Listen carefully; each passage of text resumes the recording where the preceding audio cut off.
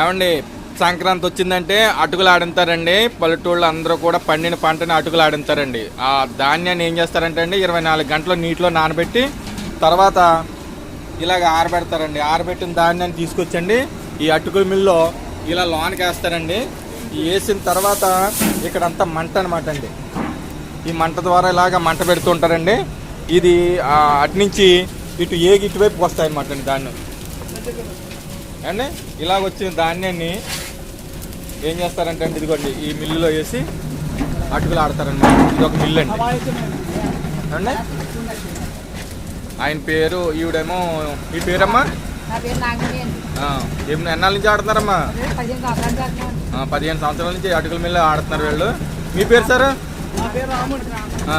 మీరు ఎప్పటి నుంచి అండి?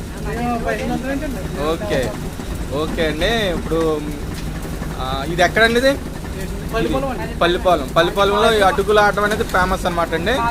అర్థమైంది కదండి. ఇగోండి అటుకులు, ఇది అటుకులు ఇలా తయారైపోతాయి అనమాట. ఇలా తీస్తారు చూడండి. ఇగో అలా తీసి మనకి అటుకుల్ని అమ్ముతుంటారు అనమాట అండి. ఈ అటుకుల పరిశ్రమ అనేది చాలా గొప్పదండి. సంక్రాంతి వచ్చిందంటే ప్రతి ఇంట్లోనే అటుకులు ఉండాలండి. ఎందుకంటే పెద్దలకు పెట్టుకుంటారు కదండి. కాబట్టి ఆంధ్రప్రదేశ్లో ఈస్ట్ గోదావరి జిల్లాలో ఈ అటుకులకి పెద్ద ఫేమస్ అనమాట అండి. దీనికోసం 2 రోజులు 3 రోజులు ధాన్యాన్ని నానబెట్టి ఇలా తెస్తారు.